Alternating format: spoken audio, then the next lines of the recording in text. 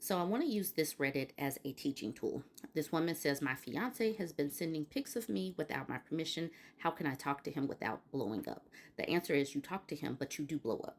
You do blow up. This is the perfect opportunity to blow up because this is completely out of line and completely out of pocket. But that's before I read is a short post, so let's read it. She says, I recently found out my fiance, it should read ex-fiance because this is a breakupable offense. Okay, I recently found out my fiance of 5 years has been sending intimate pics of me to his friends without my consent. Haven't yet confronted him and am unsure how to go about it in the heat of the moment. He has always been respectful as far as I know up to this point where sexting is concerned. I'm confused why now he'd feel the need to share this with his male friend. How can I address this current issue without blowing up to move forward in the long-term relationship? Why would you want to stay with somebody that would do this to you? This is where women and girls need to have a backbone, stand up for ourselves, and walk away. This person is not for you. This person cannot love and appreciate you and would do something like this without your consent. Break up. That's that's the only real answer. Now, for this first comment, no. I think this is where you can and should blow the F up. Absolutely. That's pretty much the consensus. And I think that we could leave it there, but I'll do another one. She says, absolutely this, you should be outraged. Absolutely. Outrage is the perfect emotion to feel at this particular point in time. And I'm going to be real. I don't even know if this is a true post, but it doesn't matter. You can still have a teaching lesson even in these stories. So this person says, why are women socialized to believe they can't be furious about something illegal and deeply degrading? The mind boggles. And understand that we are socialized to like hold back because we are, like this person says, because we're called crazy, a narrative as old as time. We are called crazy. We are called emotional. So a lot of times women do second guess themselves. That's it. That's the reason why I wanted to do this one, because even if it is fake or whatever, there's still a lesson to be learned because these pictures going around does happen, because revenge porn does happen. And I want women to know and absolutely believe that we should get upset because this would be the perfect time for some outrage.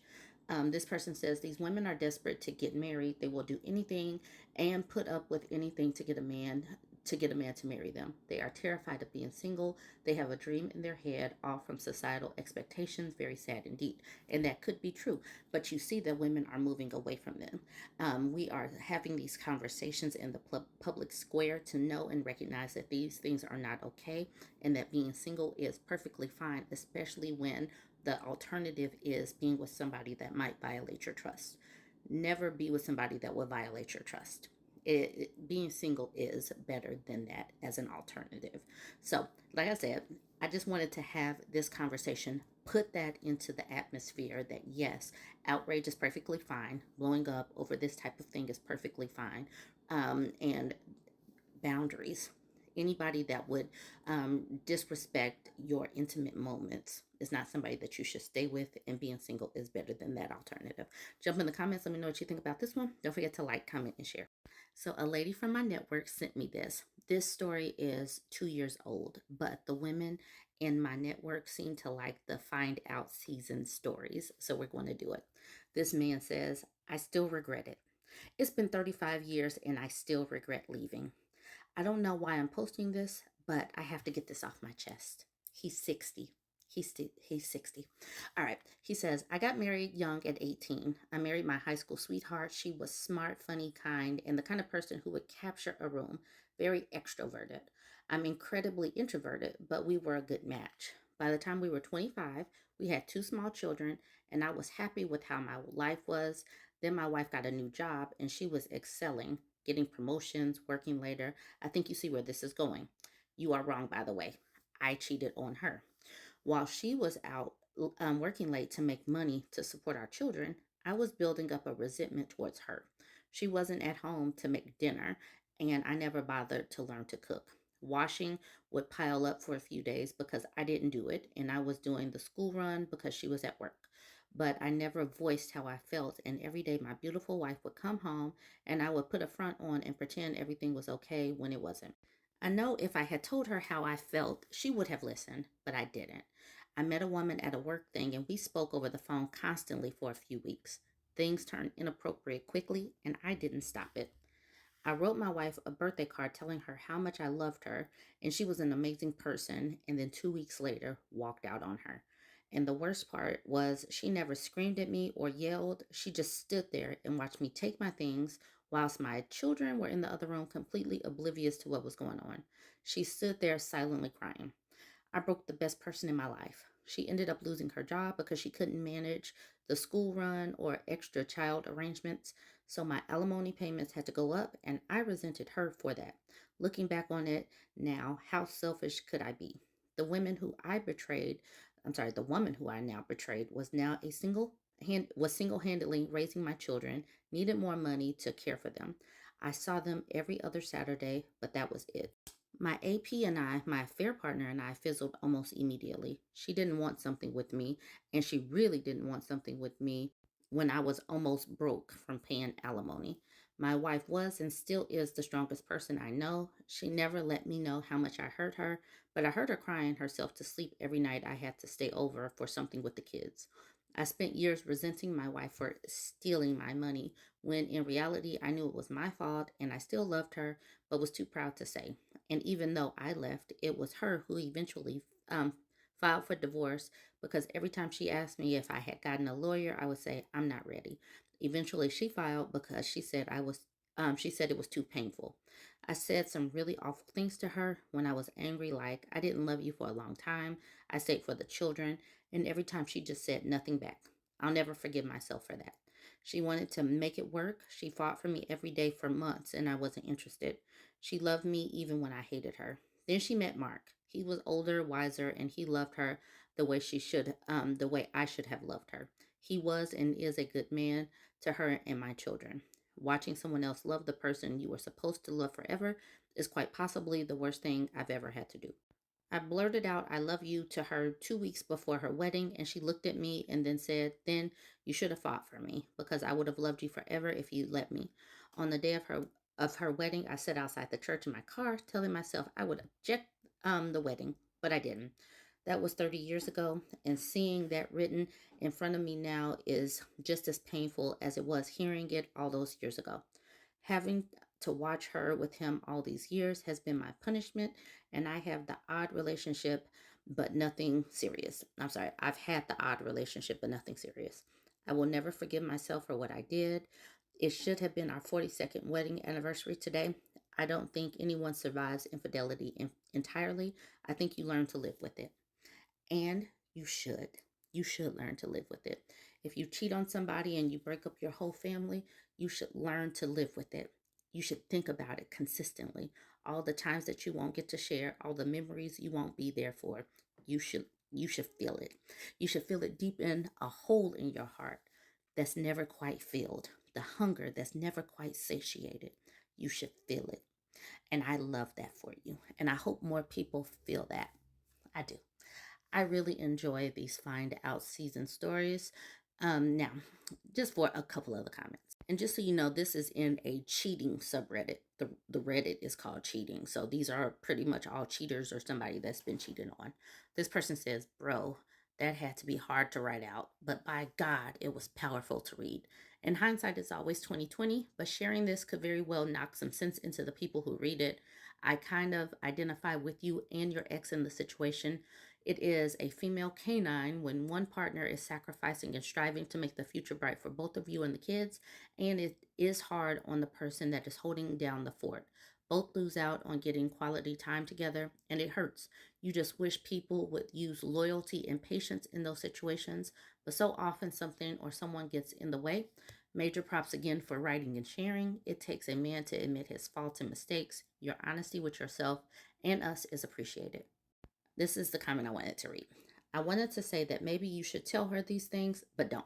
She has moved on and found love. Don't disturb her happiness. I'm sure it took her a long time to get there. I was the wife of 23 years, one kid after 19 years together. We had a good marriage in life.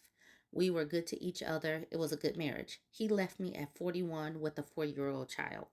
I wonder every day what I did to deserve him sleeping with his coworker and leaving us for her. The woman he showed true love and affection to. The woman that gave up her career to stay at home with the child. Now I am a 45-year-old single mom with an 8-year-old child with an ex husband that hates me. He was my best friend because of the decisions he made. He gave me our home and I get alimony every month. He can't stand me because of the money he lost. I don't think he realizes what he really lost. I can't stand him because I was never given a chance to fight for my 23-year relationship. I'm hopeful for love, but I only get every other weekend to date. Most people don't like that. Only one person has met my child in 4 years. My ex has a new instant family and has spent every night with his girlfriend. I'm alone and probably will be for the rest of my life because of the boundaries I set in my dating life. I protect my and my child's life for a reason. Most men don't have the patience to see where we are in 3 months with every other weekend. I sacrifice my personal life a lot, but I know it's worth it. I'm sure your ex wife suffers and sacrificed so much. I hope that she found true happiness. I wanted to pull that one out because she's speaking from the other side, the other woman's side, but she's not moving on. She hasn't found a mark yet, like the other woman found a mark. And it may or may not happen. But these days, you really don't know if Mark is going to be a good person or not. So, I just wanted to at least share that side that you don't really know what the other person is feeling. So I wanted to share her side of the story, even though it's not this man's woman. Anyways, jump in the comments. Let me know what you think about this one. Don't forget to like, comment, and share. Okay, this is a short story, but a lot of the info is in the comment section. She says, found out that my husband sleeps with his ex-wife from time to time to prevent her from dating.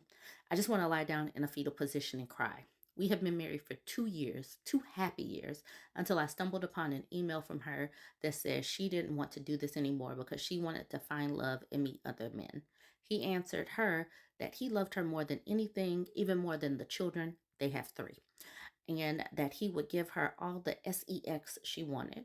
Then he went on about how it was safer for her not to let in strangers into her home.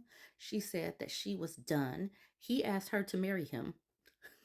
She told him that she didn't want him back as a husband. He said that he loved her. Now I know why he refuses to have shared custody with her and would rather pay $4,500 in child support instead so she doesn't have time to date. I am so heartbroken. I feel like rubbish. Why is he doing this? Because you got with a married man.